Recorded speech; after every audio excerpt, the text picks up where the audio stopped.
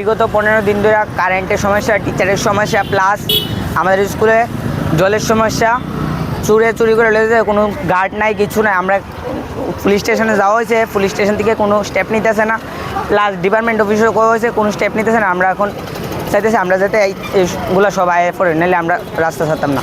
জল আর বিদ্যুৎ কত দিন ধরে নাই? প্রায় 15 দিন কাছে যাইতেছে গা। কীভাবে তোমরা mid day meal mid day meal হইতেছে না আমরা ঠিক করিয়া। হ্যাঁ, RTV বয়েজ রামঠাকুর পাঠশালা দ্বাদশ শ্রেণী বিদ্যালয়। কতজন স্টুডেন্ট আছে?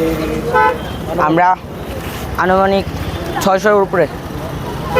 জল ছাড়া কীভাবে তোমরা চলাফেরা করছো? জল ছাড়া কীভাবে চলা, এইভাবেই চলছে।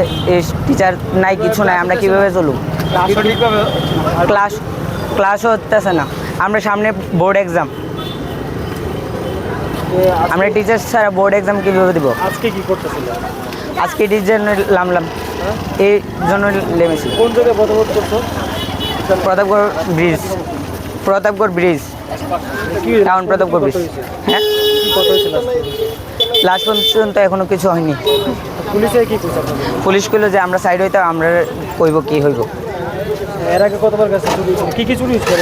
আমাদের স্কুল থেকে কারেন্টের তার, তারপরে CCTV, পাংখা, বিভিন্ন জিনিস নিয়েছে, লাইট নিয়েছে। এই বিষয়টা স্কুল কর্তৃপক্ষ তোমরা থেকে থানা তো জানানো হয়েছিল? হ্যাঁ, অনেকবার জানানো হয়েছে, কী হয়েছে?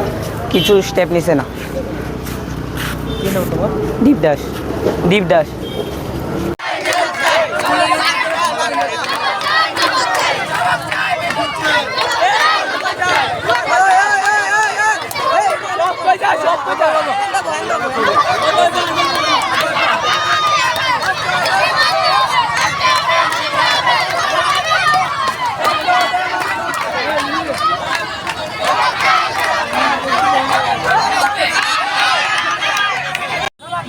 আমি বয়েজ স্কুলের স্টুডেন্টের মা বলছি। আজকে গত 15 দিন ধরে কারেন্ট নাই, জল নেই, বাচ্চারা খুব কষ্ট পাচ্ছে, জল পাচ্ছে না, টয়লেটে যেতে পারছে না, প্লাস গরমে কষ্ট পাচ্ছে। তার জন্য আমরা রাস্তাঘাট অবরোধ করছি। জল চাই, কারেন্ট চাই, আমরা রাস্তার ভিতরে জল কারেন্ট দিতে হবে, না হলে বাচ্চারা ভীষণ কষ্ট পাচ্ছে। আমি তার জন্য